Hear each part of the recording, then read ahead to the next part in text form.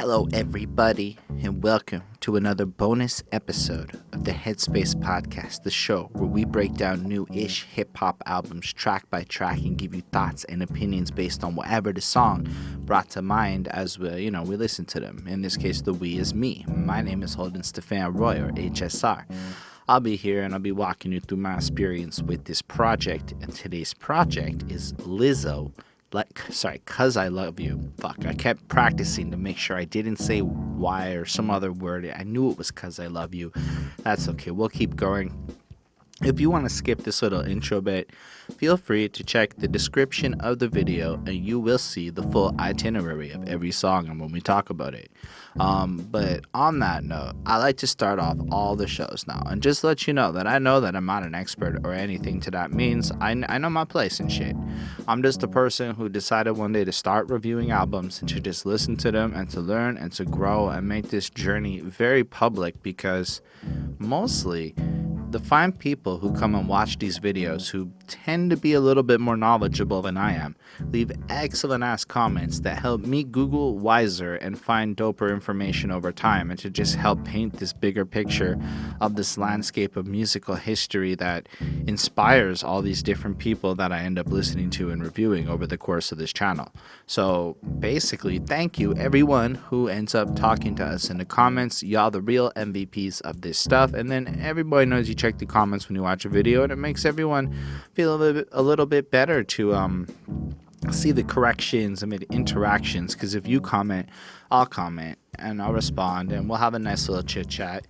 And I like to do my favorite comment of last week's video, but since it's a bonus episode and I'm not 100% sure when it came out, I figured I would just go through and find a comment that I really liked. And this was actually on a very different type of album, but Chief Keef and Zaytoven put out the Glowtoven project at one point. And I got this comment from Finn Johnson here, and he goes, I love when people like yourself make the connection between rock archetypes and how that relate to rap today. I totally agree the third person is punk, and that's just because when I was listening to the Chief Keef project, there were just certain elements of the way he delivers his music and shit that struck out to me that I thought were super interesting and almost inspired by like the same shit that appeals to me in like punk music and whatever. So I thought that was cool. And also I can see how you're like very unrelated comment to this review, and that's okay. The point is that I like to read the comments, and if you say something super cool in that comments, I might read it on the next review. And I do hope to hear from you, because I think Lizzo is a terribly interesting artist, not terribly interesting, and I would love to hear your thoughts just in general. Before we jump into the episode, I would like to give a special thanks to the patrons Ismail Gadamsi, Chris Prato, Jonathan Barnes, TJ Black Hurricane, and Lindell Williams. We'll touch on that at the end of the show. And now, without further ado, we'll say it one more time for the Google people crawling this video.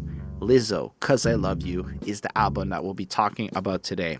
So I like to start off all of the reviews just kind of describing my connection to the artist, because when you hear a project, how familiar you are with the artist, their work, how long you've been listening to it, all of that plays into your overall experience. So I've noticed stuff like the nostalgia effect. As an example, I'll listen to an album I love when I'm 15, and even if objectively there are certain things that would bother me if I'd heard it for the first time today, I can't help it. The nostalgia kicks in and I still love it, and things like that. So if you've been a fan of Lizzo since she started and things like that, you're going to feel a certain way when you come to your point in this journey hearing this project, whereas somebody like myself who is kind of new to Lizzo and doesn't know her music that well will feel a completely different way. And I'm not saying that the music is better or worse for that. I'm just saying that the overall flow and ebbs of how much you like something is completely subjective to that degree. And I just think it's fair for you guys or ladies or whoever's watching this to know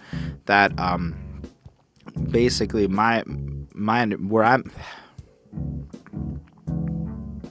where I'm at with everything, just so that you guys understand that I understand how little I actually know coming into this review.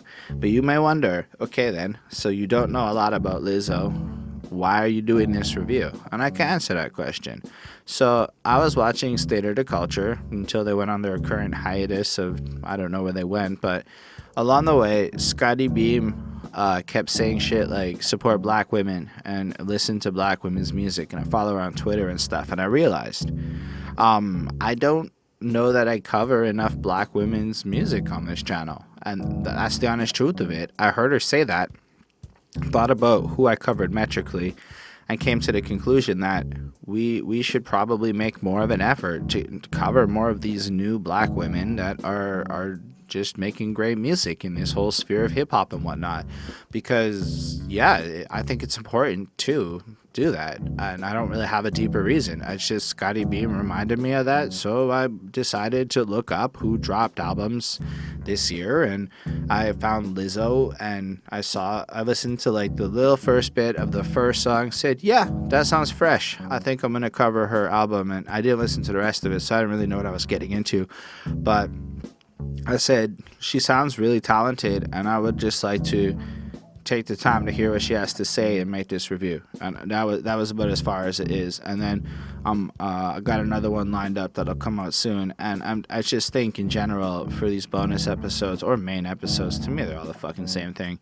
Well, if Chris is there, I try to make that one the numbered one. But like, I just think in general, if you guys have more recommendations of albums by black women that are coming out that you think fresh, preferably more on the rap side, let me know, and I will make more of an effort to balance out the gender ratio of what we cover here, because media attention being shared amongst everybody can only happen if people make the effort to actually do that shit. So this is me trying to take that next level of being cool in that regard.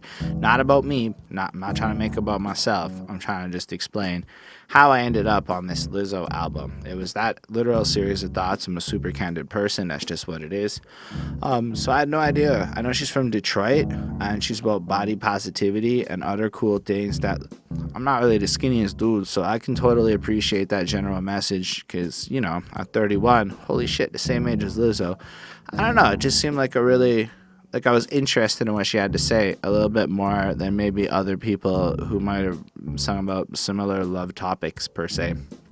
I mean, the album's called 'Cause I Love You, and she's absolutely naked on the cover, and I'm just kind of like, damn, she looked good in like a respectful way. Like, she looks really good, but vulnerable and open and honest, and like this, like, she looks like a real person, like somebody that is just putting themselves before you in like the most, like, this is what you're gonna get kind of way. And I suppose in a subject like love, when everybody's so fascinated with the masquerades and to try to maybe use the filters of life or the Instagram or the whatever to mask the flaws, to see somebody just put themselves out there and just, this is me. I don't know, I thought it was extremely beautiful is what I got from the cover. It just focuses on her, and like, you know, her skin looks like it's a little shiny, and it's just a really nice cover. Like, I don't know, I don't have a lot more to add to it. And then you add to with the title of 'Cause I Love You, and it's like she has this raw emotional look and feel about this cover because she has love for this person. We don't know who it is, if it's even a real person, or maybe it's just the overall feelings of love. But I mean, I should have maybe taken the sign that this was going to be a more lovey album from the title, but honestly, I wasn't thinking that deep when I went in. And I say that kind of as a general preface that love albums are really not my forte of taste and general interest. So I'm going to give this my best shot, and I'm going to be as positive and like running with it as I can be. So I don't know. It's not that I don't think the album's bad or anything, but I do think that from a general sense of genre choices, this is not really my go-to in life. So I also feel like, you know, when you're forced to eat vegetables and shit, on the first time you eat a vegetable, it's a little bit like, I don't know if I like this because it tastes different. Not because it tastes bad, but because it tastes different than what you're used to. And then you eat it a bunch and you're like, that's delicious. I felt like that with jazz music. At first, I didn't really understand it, and the more I heard it. So I feel like this is just me going into a perspective that I'm not 100% familiar with well, it's not something I do a lot, so I'm going to do more of it, because I think that hearing her tone and what she had to talk about on this project was surprisingly fun and riveting in like a subject matter reviewer kind of way, because I don't really care what I like or not when I do these reviews. It's really just about what is the artist trying to say to me. It's the most interesting part. So on that note, we'll get into it. If you're still with me, that's amazing, because I love you.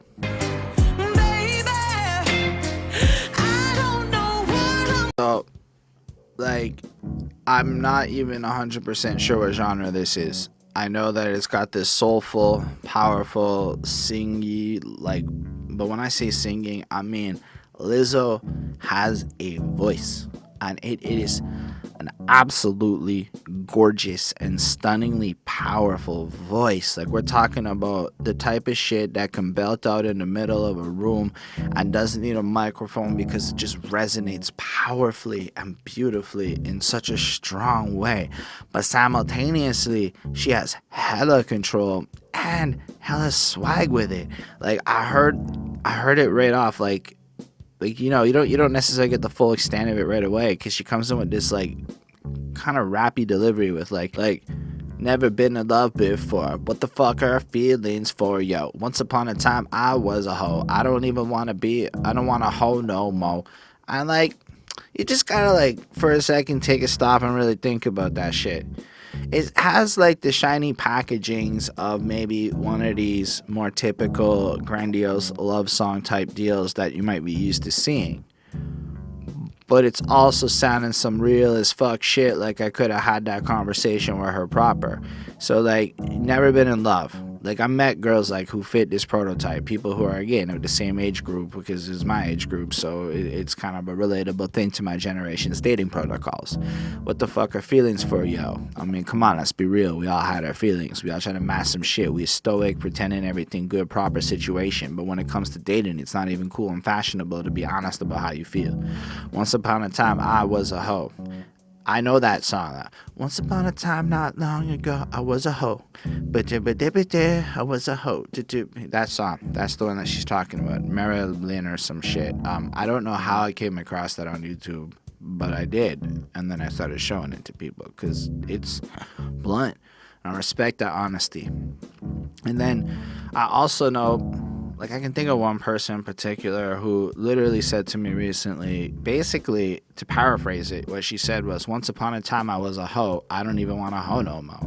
And it's kind of like she used to party and be out there and anything, but at a certain point, that's kind of vapid and meaningless. I mean, I went through a phase just like that when I was in my mid-20s, and I was pretty much a hoe. And then I realized that it was empty, and I didn't want a hoe no more, and now I'm no more of a hoe, and I've got a whole lovey relationship thing going on. But just hearing her put it like that, you know, it sounded no holds barred, right? It sounded real. It sounded like how it would be. None of this fluffy like bullshit nuanced romance that's like prepackaged and sold. And I personally crave the real shit. So when I hear the real shit, even if it's not in a genre that I'm 100% interested in, because I'm not the target demographic of this song, in my opinion, but I couldn't help but be astounded by the passion in her delivery, the honesty in her delivery, and just the sheer talent in what she brings on top of this powerful, loud, but like amazingly build up and intensity styled music-y thing. And then she just sings it out like, I thought that I didn't care, I thought I was love impaired, but baby, I don't know what I'm gonna do, I'm crying because I love you. And you watch this video where it like flows in and out, and it's just very well orchestrated. I mean, I'm not a big video person, but it was really nicely done, and she has such confidence and poise and grace in the way that she sings this shit. And it's just, you know, the idea that you're crying because, you know, you're in love with a person, and that can mean like more than one things. You know, it can be just the absence of it leads to tears, like you don't have it. But it could also be like you have this person and you're super happy and then you're still crying. Like, it's a fucking weird thing to be in love. It's not simple. So I really appreciated hearing this. I'm not saying I 100% am hitting the nail on the head. This is just what this song like really brought out of me when I heard it. Like, got me standing in the rain, gotta get my hair pressed again. I would do it all for you, my friend. Ready, baby, will you be my man? Wanna put you on a plane, fly you to wherever I am, catch you on the low. I was ashamed, now I'm crazy, but attach your name. And again, like, that whole second verse sounds super realistic. Now, one thing, it's like, I don't really think about getting hair pressed. And I'm like, damn, so that means that if a girl is willing to do some fancy shit with her hair, I don't really know what pressed is, but we'll call it fancy shit, and she's willing to, like, go to that length and shit, then she's, like, really down. Like, from my life, there was this girl when I was young who took, like, the bus, like, 2.5 hours to hang out with me. And then I remember somebody being like, there's no girl that takes the bus for 2.5 hours to hang out with you unless she's, like, you know, down. Turned out that person was right, and it was kind of in that same vein of sacrifice and shit. So, I mean, hearing Lizzo spit this stuff, it's like, damn, that's insightful. Like, this is, like, more dudes should listen to this shit just to, like, get the perspective. It's insightful. You know, and then just the kind of back and forth crazy emotions, like, you know, whether it's like, maybe I'm not proud of this situation because of what's going on, but then instantly have that flip into, I want to get you tatted on me because I'm so happy and so into this. And, you know, love can be crazy like that.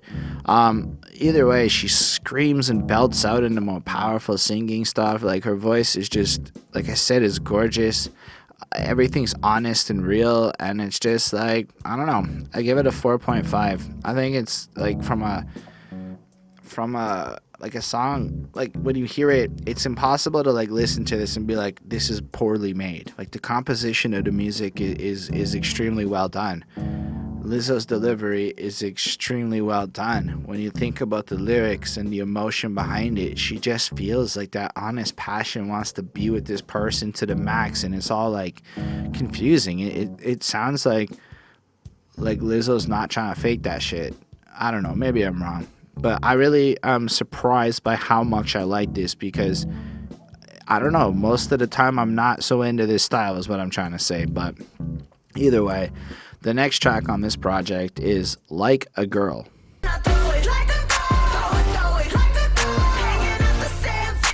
I forgot to say on the last track, she apparently wrote it in 10 minutes, and it was with the ex-ambassadors people, just for the more trivia side. So the fact that she wrote such a fucking banger in 10 minutes, and it's like this fun, silly song that's just, like, not silly, but, like, you know what I mean? There's parts of it that kind of come off a bit silly. It's just amazing. It's incredible. I admire Lizzo's talent so fucking much, and it really just follows on suit into this next track, where, I mean, her idea with this hook, you know, find me in Magic City, busting hundreds by the bands, and I throw it like a girl, go and throw it like a girl. Now, that's an interesting line there, because we all know that typically, in a more historical way of looking at it, men, in their way that they are, would say some shit like, oh, you throw it like a girl, because it's like an insult, because for some reason women can't throw properly because they're inferior. Let's be real, a lot of shit is because a lot of language is laced in women being inferior, if we want to be truly honest with the situation. I've been trying to check my language in my regular conversation. It's fucking hard.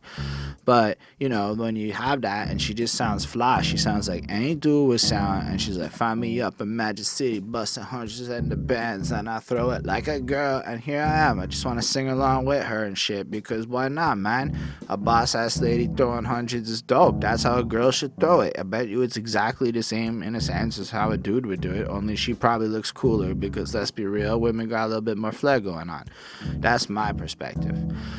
Hanging out in the 750, feeling bossy in my city, because I run it like a girl, Fun fact, and I'm not just trying to pander, I just like facts. I was looking up some articles about the tech industry in Canada, and having one female on the board, or the chairs, whoever the big people are, basically doubles the profit of the company just by having one woman, because it makes all the other dudes behave so much better and shit. So just imagine if more women could run shit proper. I don't know, man. She flows this in. She works her femininity, makes these boys get on their knees. Now watch me do it, look it like a girl. Like, it's just fucking, she makes it fun. She doesn't come like off in this like pretentious way, or me as a dude feels put off, like, she's insulting me. I mean, maybe some people do, but like, instead I hear it and I just want to sing along. I just want to fucking vibe to it, because it's so catchy and it's so fun and it's so well made. So like, I think this is really effective. It's a cool way to like take a term like a girl and flip it on its head and make it like stupidly fucking fun. Or like and even the way she starts off, like instead of the more typical boring cliche shit of the past, woke up feeling like I might just run for president even if there ain't no precedent, switching up the messaging. I'm about to add a little estrogen, buy my whip and by myself, pay my rent by myself, only exes that I care about are my fucking chromosomes. Now here's what's really cool, you know, like I guess due to the lack of female rap in the pop sphere of life, you can do some shit like rap about your exes and your chromosomes, and it's fresh as fuck, and it's just dope, and like it makes its point too. Like really, there needs to be a little more estrogen up in the power sphere, maybe just a little bit more. It would make a little bit logical sense if we're all chasing equalities and shit. But more to the point, like she wakes up, goes, yo, let's achieve some impossible shit. Why? Because I'm a woman and I'm powerful and shit. Makes a Home Alone reference. It's fucking dope. Sugar, spice, and I'm nice. Show me what you're made of. Not sugar, spice, and everything. It's sugar, spice, and I'm nice. Like a nice MC who spits proper, you know? Show me what you're made of. Crazy, sexy, cool, baby. With or without makeup. Got nothing to prove, but I'ma show you how I do. And it's just this confidence that shines on through. And I was thinking about it. Like, if I was a person, because I feel like this is just empowering shit. Like, I hear this, and even I feel like I want to get up and go do some impossible shit. Like, it's just got that anthemic, pre-drinking type vibe. Like, this whole album has this energy of, like, positivity, and it makes you almost just feel better. And, you know, like, it's like you look at the second verse and she shouts out these strong women, and it's just cool. Like, Shaka Khan through the fire, light the kerosene. Lauryn Hill told me everything is everything. Serena Williams showed me how I can win the Wimbledon. Put me on a pedestal, bet on me, bet I will. I don't know. It's just like to believe in herself, to see all of these strong role models, and it's like almost like she wants to become another one to help inspire everyone else. So it's like, on the one hand, you had this whole side of like hip hop and pop music and just people in general who are going out of their way to like not be a role model. And then you have Lizzo over here being like, I'm going to be a proper role model. So I got a big respect for that. The song sounds fun and upbeat, a little more poppy than I was expecting, but it sounds good in like the terms of, again, communicating her message, being super sincere, and it sounds amazingly well put together. It just sounds a little more poppy and dancey than I would normally go for. But on the other hand, I totally think that this is some good shit to know about in the grand scheme of things, and it's super amazing. And like I give it a 4.35 because it's an extremely well-made song, and I don't have anything more to add to that. You should check out this shit. You might not like it, but at the same time, if you listen to Lizzo spitting, it's impossible to be like the girl has no talent in any significant way. On that note, I do think that the next one takes it up a little bit. It's totally, I guess, if I were to be pre-drinking and going out for the night, you know I want my juice.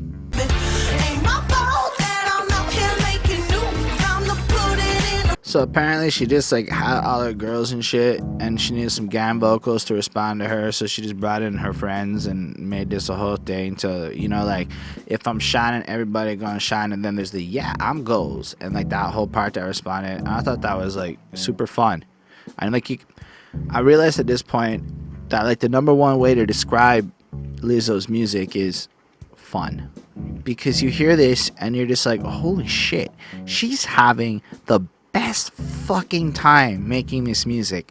Like, I'm like a miserable person when I create art. I'm not really good at doing the happy version of it, but maybe it's because I don't listen to a lot of the happy versions of it. But I listen to something like this and I put it on and I'm like, yo, like, first of all, the first verse is like, mirror, mirror on the wall, don't say it cause I know I'm cute. Louis down to my dress, LV on my shoes. And I'm not really doing this justice because she got like this swag, like this, I don't know who else it's inspired from. So I'm gonna say Bruno Mars-esque feel to like the swagginess and how she delivers the lines, where you can just feel that she feels herself, but not in the kind of way that's unattractive, in the kind of way that makes you want to approach her and be like, hey, I want to get to know you a little bit. You look interesting, you know, like not like any, like, you look interesting. That's the essence she's giving off. Like, she just knows it. I'll be dripping so much sauce, got a bit looking like ragu. And I'm like, that's a pretty cool line, because ragu's a sauce that's sold all over the world, so it's saucy as fuck. I just think it's so fun. It ain't my fault I'm out here getting loose, gotta blame it on the goose, gotta blame it on my juice, baby. It ain't my fault that I'm out here making news. I'm the pudding in the proof, gotta blame it on my juice, and then yeah, yee and shit. And again, it's another fun video of her bopping around. And really, it just feels like a song that could be paraphrased as fuck off all the haters. I'ma do me. I'm living my life. I got the magic shit that is making me pop. I'm interesting. I'm flared up in the best possible way. And I'm putting it out on display. And I don't give two shits what you say. Only she doesn't really swear quite as much as me in that regard.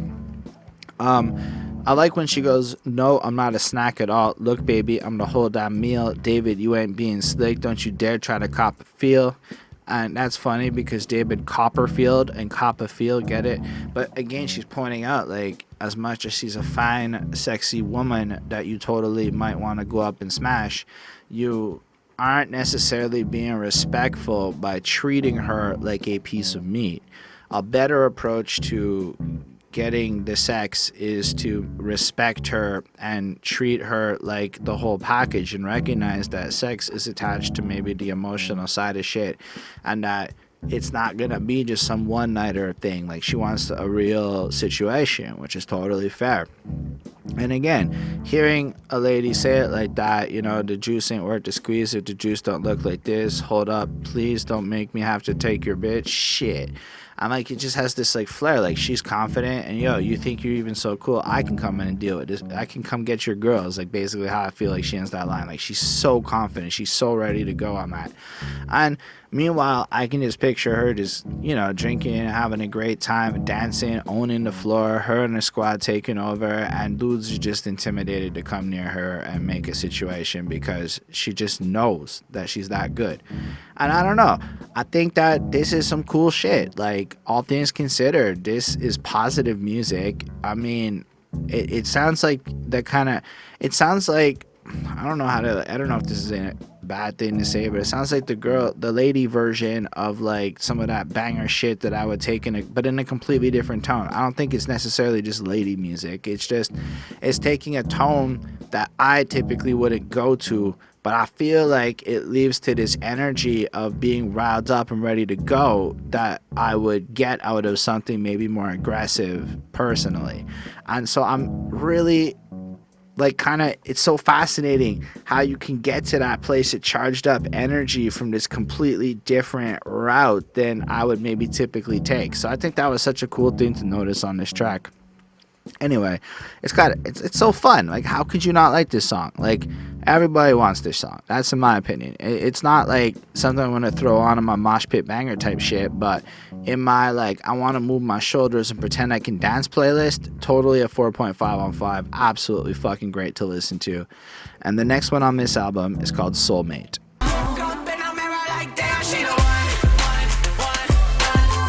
This has like a very constant clappy kind of feel throughout like the whole song in terms of the instrumental, and I get it. It's again like this, I feel like that clappiness just makes you feel like fun and bouncy and you gotta like dance around.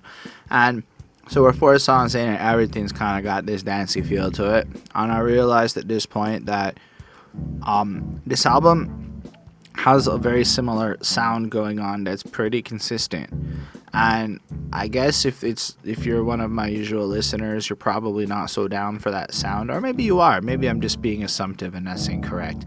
Either way, I was like, okay, so what is this song about? And then it was just a very different subject matter that I thought was super applicable and kind of transcended my expectations for what a song called Soulmate would be.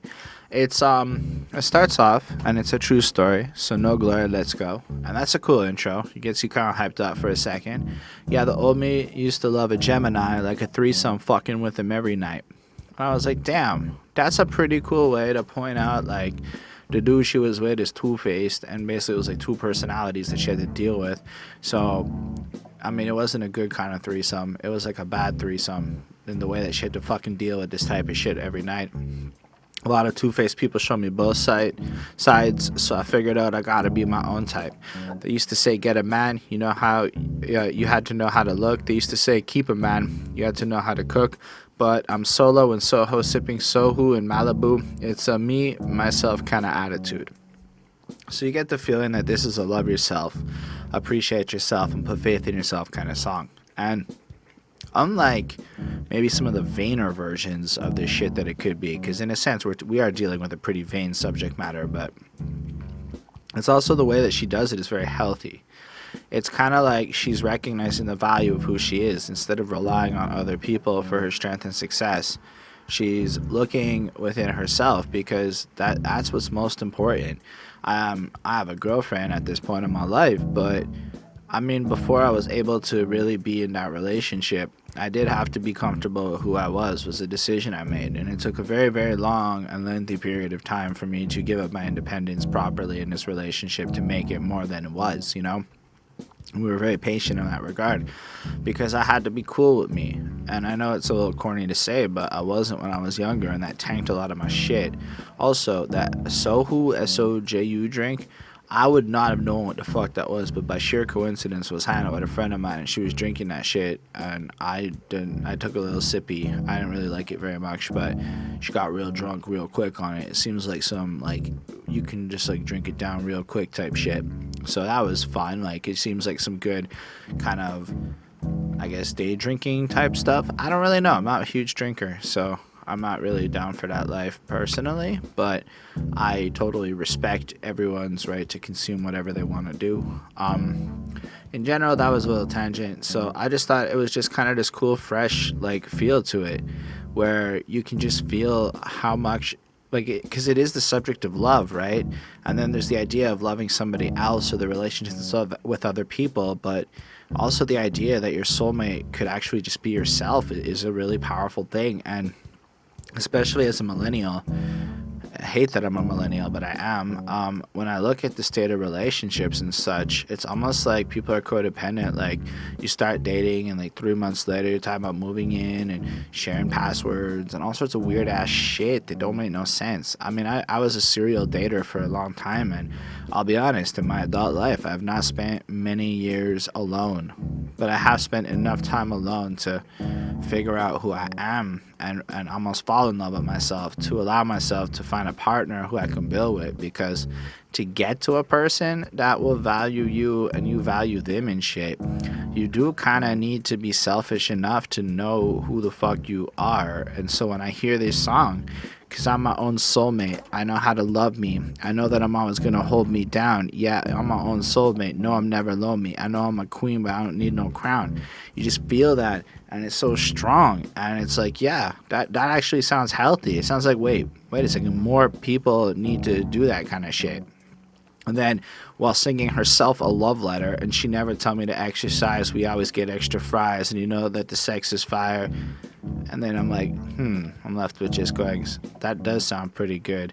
Somebody just accepts you for who you are, lets you eat what you want to eat, and I guess the self-love can be quite pleasurable if you know exactly what you like. I gotta testify, get flowers every Sunday, I'ma marry me one day. And that's an interesting point. You can always just do cool shit like send yourself flowers, especially with Amazons and whatnot, making it hella easy.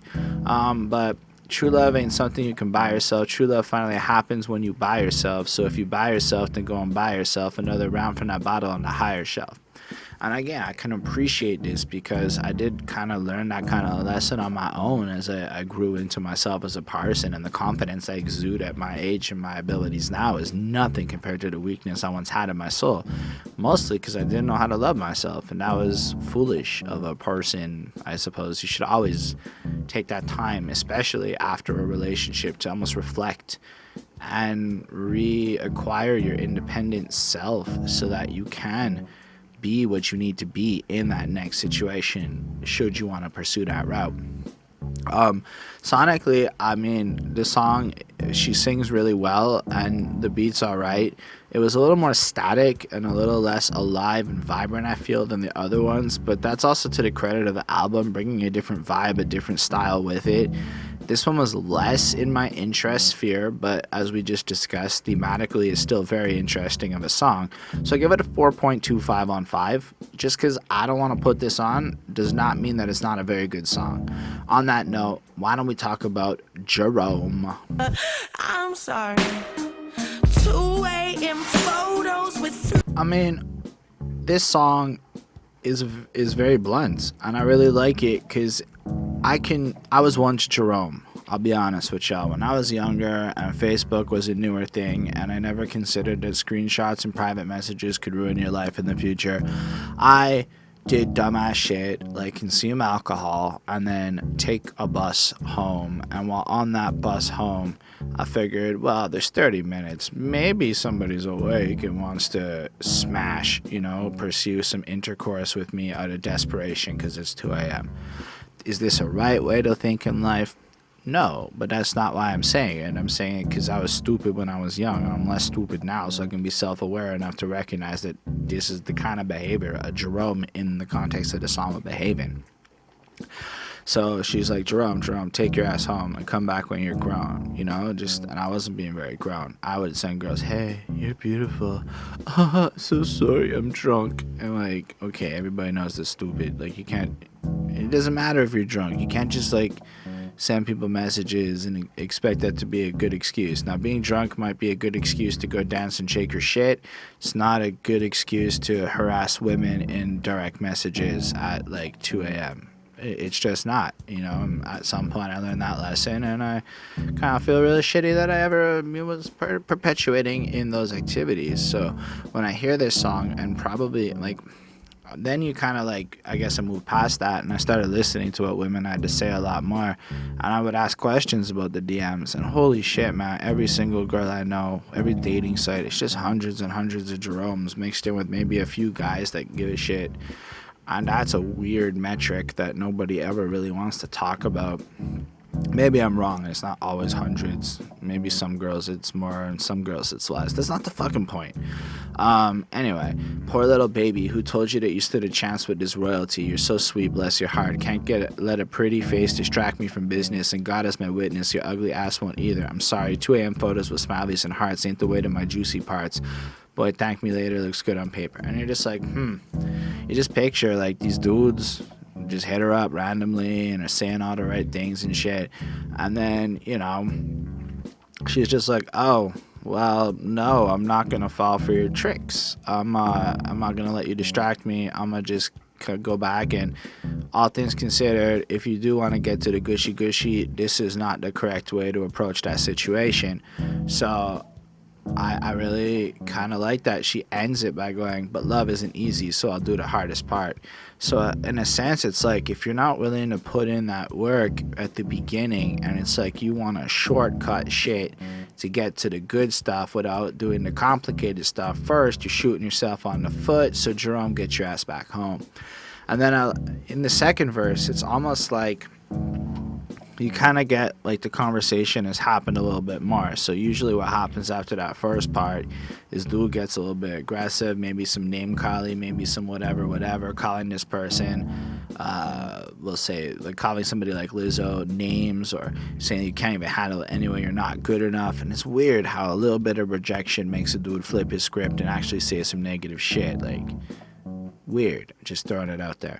But she goes, I never said I was perfect, or you don't deserve a good person to carry your baggage. I know a few girls that can handle it. I ain't that kind of chick, but I can call them for you if you want. And that's just like fucking that was like one of the fieriest comments I've heard really this year, because she's pointing out, and just want to take a little tangent.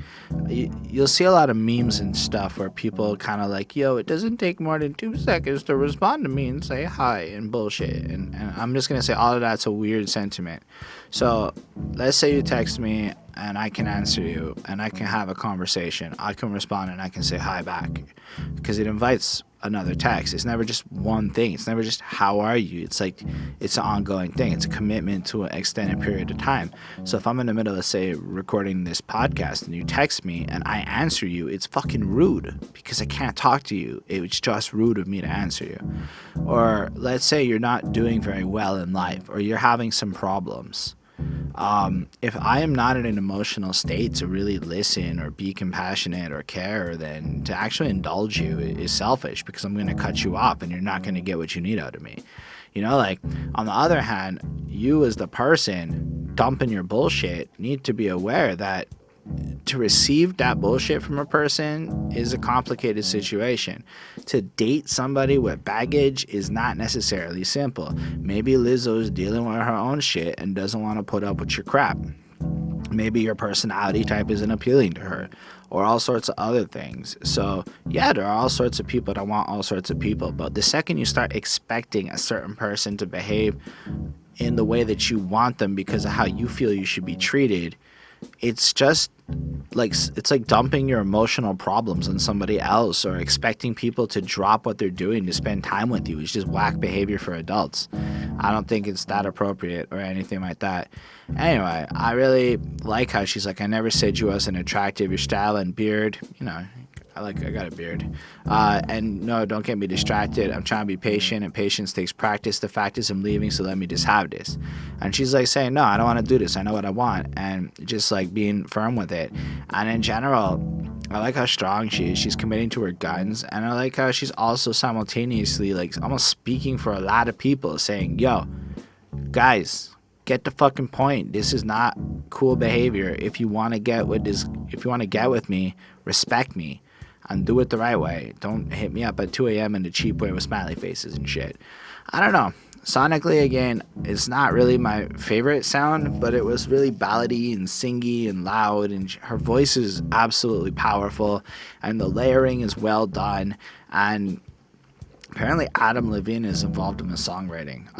Yeah, that's something I just noticed. Either way, 4.25 on 5. It's a really cool song, and again, if you're into that strong woman type singer, romancy styled music type shit, I definitely think this is something you should check out. Meanwhile, let's move on and talk about Crybaby. You got me feeling this much. I feel like this feels like another decade of music for this particular song, like some 80s or shit or something like that. And it's cool because it's so well done, and it follows suit, exploring this complicated emotion and love and the strings that come attached to it.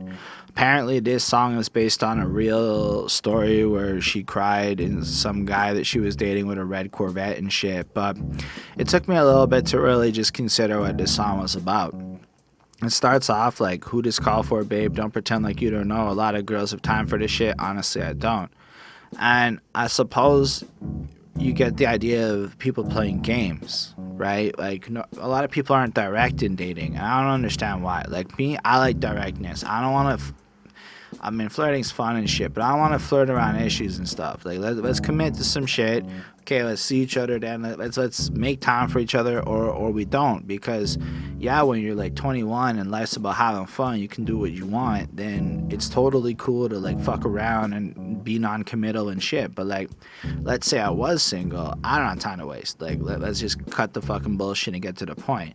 And I feel like that's the sentiment of where she's coming from. She's feeling like neglected by this person who's dicking around with her in terms of the time and shit.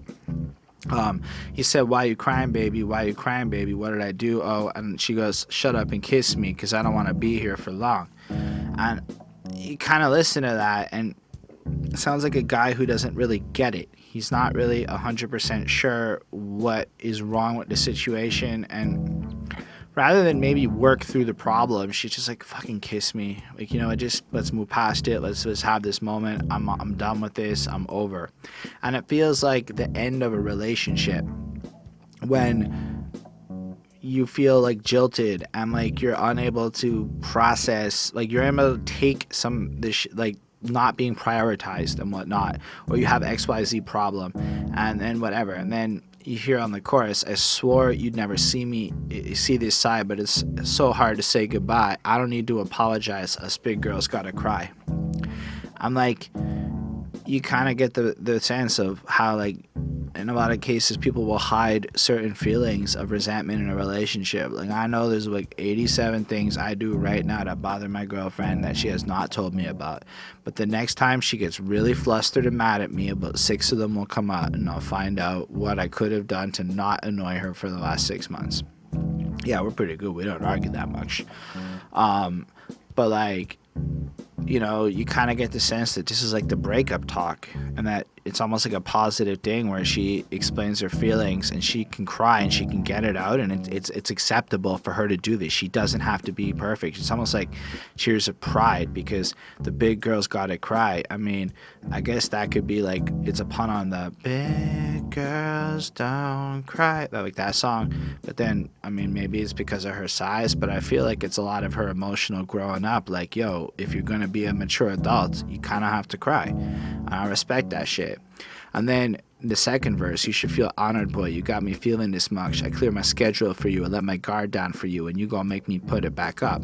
So it gives you some clues. She's doing all of the right things in her relationship. She's making time for him, and evidently he's not reciprocating. And so by exposing herself emotionally like this and giving him the honor of being so legitimate and prioritizing him, and he not reciprocating, it's gonna make her feel like she has to not try as hard. And if you look at the ebb and flows of relationships, you'll see it all over. That ride or die girl's always down for you up until the day she's not. It's like the day she stops caring, it's the day you have to stop worrying and shit. And it sounds like Lizzo is approaching that day she stops caring very soon here.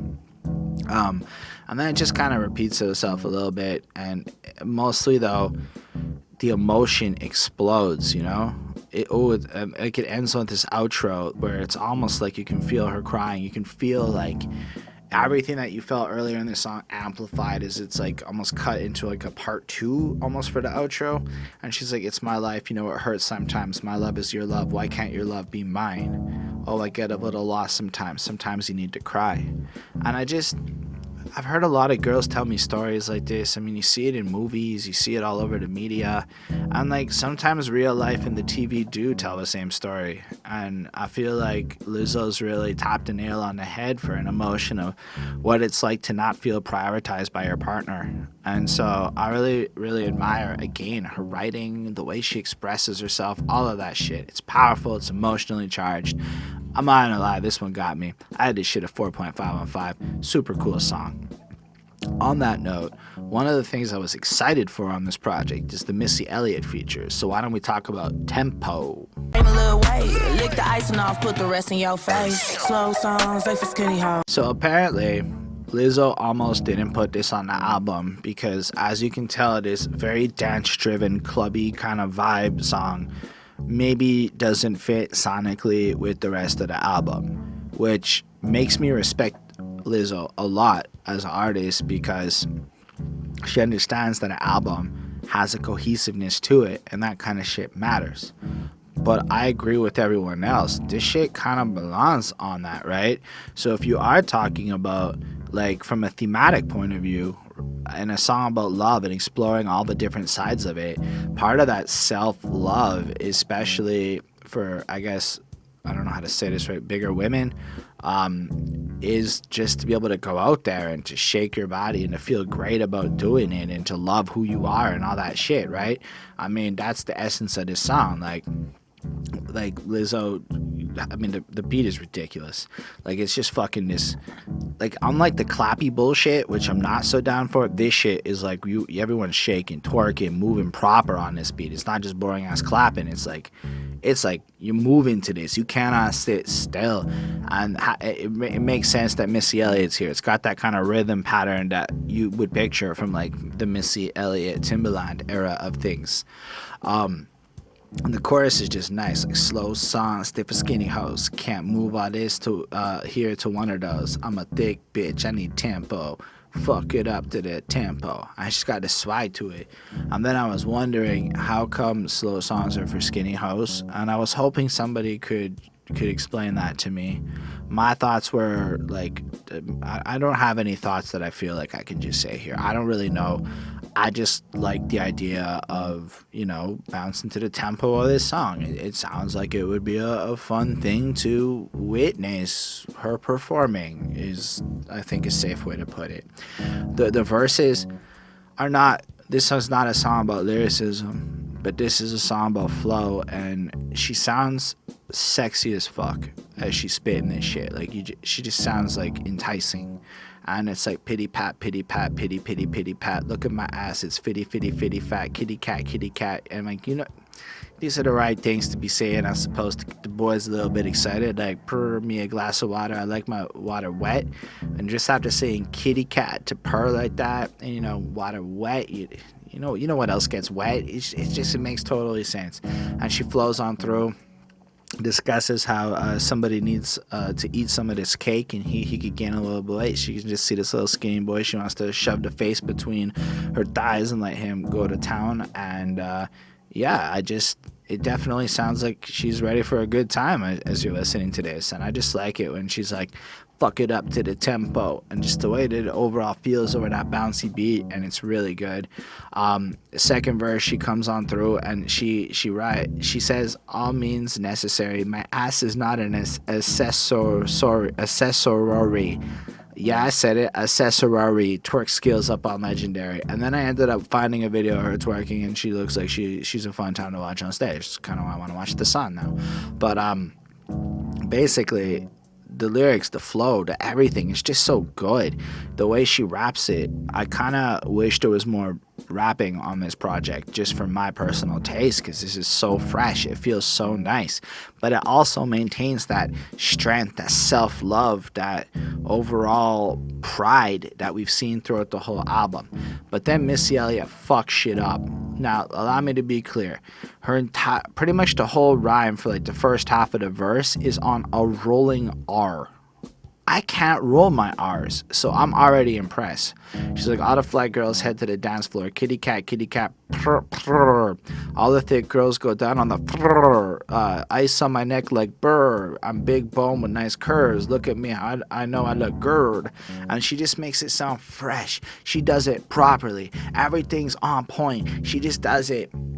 And the beat flips up, and she's not saying a lot, but the way she says it is just on point and makes you feel cool just listening to her. Like, thick girl, split, get it back, get rich, hair done, fixed. Again, like, this just this positive, empowering ass, beautiful, shake yourself around, dance to that shit type song. I'm going to be talking about Missy Elliott again this week. I don't know if this comes up before Missy or after Missy, but we're going to have the Missy Elliott review for her first album coming up, because, like, we neglected listening to Missy a little bit. But hearing this, it just made me kind of really feel invigorated to hear more Missy. And I think seeing this feature led to us wanting to review Missy. I don't really remember the order or sequence of things. I've been wanting to cover this project, this Lizzo album, for about 2 or 3 weeks, but life just kind of got in the way, and now I finally got around to doing it. Anyway, I really enjoy this song. I really think it's fucking cool. I give it a 4.35 on 5. It is totally the type of shit where if I was drunk, I would pretend I could dance while I moved around to this stuff. I don't drink anymore, so you might not catch me doing that, but maybe you'll catch me trying. Either way, on this podcast, I like to tell you exactly how I feel. Back my tears, that would be a crime, 'cause I look pretty. So this is another love song, but to emotions and just feeling strong. It honestly reminds me a bit of Bjork. And that might be a very strange comparison to some of you listening to this, but I'm more into the thematic expression of shit, right?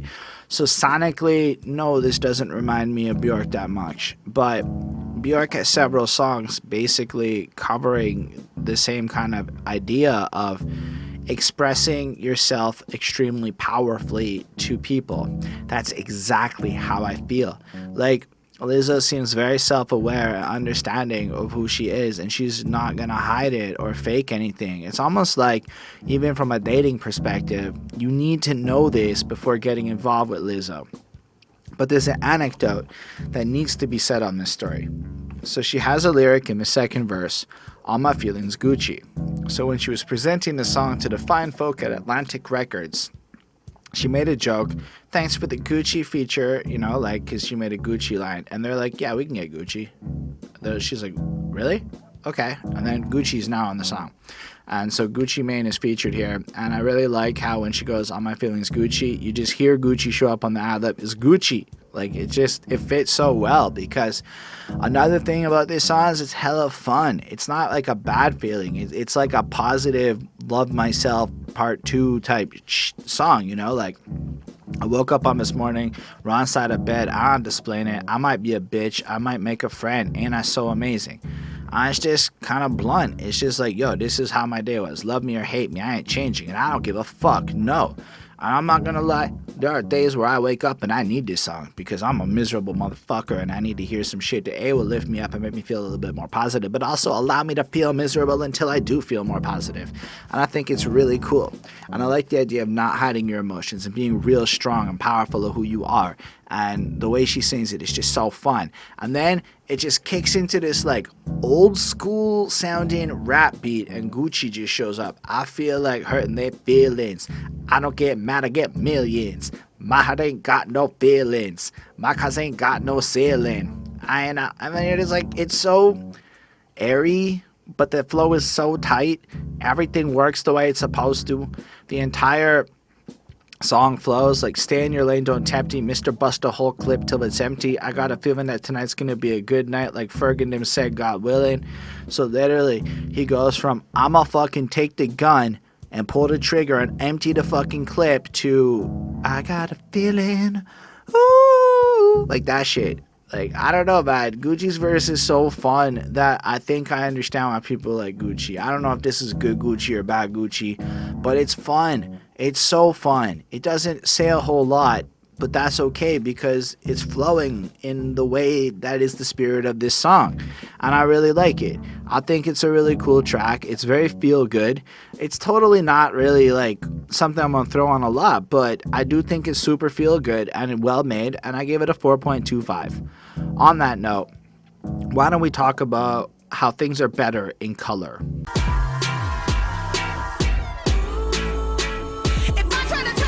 This is like another super positive, upbeat sounding, joyful, singing, expressive shit.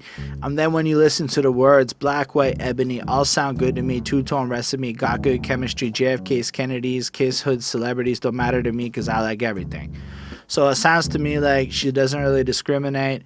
Literally everybody of every creed and color could be her lover because, well, love looks better in color and diversity is good and shit. I just had to ask a question. Does anyone else feel that big dick energy tastes like collard greens? I've not tasted much big dick energy in my life. So I just was curious about your feelings on that. If you felt like answering in the comments, I totally acknowledge if you don't want to, that would be normal, but that's the lyric and it stuck out to me. Big ass patty cake, hey, happy days. Bitch, don't label me. I'm me famously, nobody's safe. Nobody, you and you and you. I think that's cool to like take the idea of what would in a lot of other hip hop and whatnot be construed as a threat, but make it more about my ability to love you and maybe even intercourse with you in like a positive kind of cutesy way. It's really cool. She has such a swag to this shit. She just flows so well. I really, really like this song. I think it's just strong. It's fun. It is a lot of what I would say about a lot of the other songs on this, only with the theme of like, maybe diversity isn't such a bad thing and it's super whatever. I get this song a 4.35. I don't have a whole lot more to add to it. I like it. I think it's really fun to listen to. I believe it's the shortest song on the project with 2 minutes and 13 seconds, so that's another factoid about it. But instead of stretching this any further, I would say, like I said, if you've been feeling this project, you're going to love this one too. On that note, the next track on the album is called Heaven Help Me.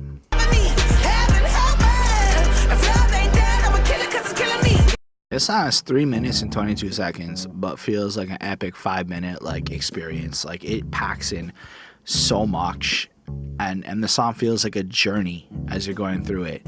So right off the jump, like, it's got this high energy. Heaven help me. If love ain't dead, I'ma kill it, cause it's killing me. Cold world, they'll be living in a fantasy. Got me, it's the only thing I'll ever need. Heaven help me. If love ain't dead, I'ma kill it, cause it's killing me. Love is a drug, methamphetamine, DARE, they'll be hooked on me. And I mean, love is a complicated thing, right? So the way she expresses this energy and just almost like this juxtaposition of a happiness and a hatred towards love, and maybe the stress of having to deal with it, and how maybe non-permanent and complicated the situation really is, even comparing it to meth, like, overall, it's just powerful. It makes you kind of like perk up. I feel like after the last couple of songs, we didn't have the same level of passion and energy that we're getting on this one. And it's just like it snapped me back in, and I'm like, okay, this is good. And then you look at that first verse, y'all, who you think you sassing? You say, whoa, baby, I'm a classic. Say, whoa, something like a Hitchcock. Say, whoa, you going psycho. That's a really cool series of lines. So, like, she got maybe a bit of attitude, but, like, the comment is, like, I'm like a classic. So you're allowed to have that attitude or sass maybe because you are of the value of a classic. Following that up, comparing it to Hitchcock, who makes classics, and then simultaneously saying she's a bit of a psycho, which is a Hitchcock movie. Oh, that is well written, folks. That is how you write some shit proper. She literally goes, say whoa, Kesha with the TikTok. I do like TikTok. It's a really fun song. But anyway, say whoa, time's up on these motherfuckers. Say whoa, what you say, sucker. So you kind of get the sense that, like, maybe this shit's not working, and she's bouncing out the relationships. She says, if you think you got me digmatized, I need to get you out my life. Can I get an amen? Like, so if you're maybe getting a little bit too big for your britches, and in the sense you think that your dick's too big and she should admire you unfairly, and let's say it talks about your ego or your contributions to her life, if you basically, the hype outlives the actual value, get the fuck out, you know? And then she jumps back into that chorus. So it's not like she's not dating, but maybe people don't respect her or appreciate her properly. Like, or if things are kind of quick and fleeting, like hit him with the bye-bye, hit him with the drive-by, hit him with the dry cry, then get a new guy. It just sounds like this cycle that she's going on as she can't find the love that she's, you know, maybe hoping to find. Even if you are the love of my life, sorry, baby, I got too much pride. And then that's another flip side. So now we maybe get revealed that it's possible that some of these guys are actually cool, but part of the problem is her ability to recognize that and to let these people into her life, which is definitely a thing that can happen. And I like that, because when Lizzo manages to maintain that honest emotional expression, like, let's be real, half the time we talk about people that turn us down, I mean, maybe they didn't, maybe we were just being the shithead the whole way through. Then it gets to that outro where it's like she explodes again, and it's super passionate. Been thinking about you, thinking about you. If love didn't drive me crazy, maybe I'd be your baby. Trust, baby, you can't make me big or try to change, hey. And it almost kind of leaves it on this note of, like, if you're willing to kind of accept me for who I am, I have to admit that even though I pushed you away, I'm willing to, like, give you that chance. And I mean, I've dated quite a few ladies where they've made efforts to push me away, and by not being too aggressive, assertive, or trying to, you know, counter that too strongly, you're able to become more appealing as the trust builds over time and shit, and just to accept them for who they are. Like, sometimes your girlfriend will throw a lemon in your face. That happened today, but no, in general, like, sometimes there's just shit about the other person you're dating that you have to learn how to love them for it, even though it might be weird to you at first. And we all bring that to the table from both ends of it, no matter who it is, because I can only imagine the shit she would say about me. On that note, I really dug this track. It's super explosive. It's a super emotional experience, and I feel like there's a lot of people out there, men and women, who can hear this song and it relates to their love life and the experiences that they've had. So the fact that she has such a finger to the pulse on reality is amazing to me. On that note, I know that there's a bonus deluxe edition, but I only saw that after I'd gotten ready to do this review. So we're going to end with the last song on the actual album, and it's called Lingerie. You know what you doing, don't you? Basically, this is a song about, you know, getting freaky, and, you know, she's kind of like fantasizing a little bit about sexuality. Like, hair down, moonlit, look at my lipstick, so thick, so fit, wanna put your lips in places the sun don't shine there. I like that right there. Keep going and doing it, flowing.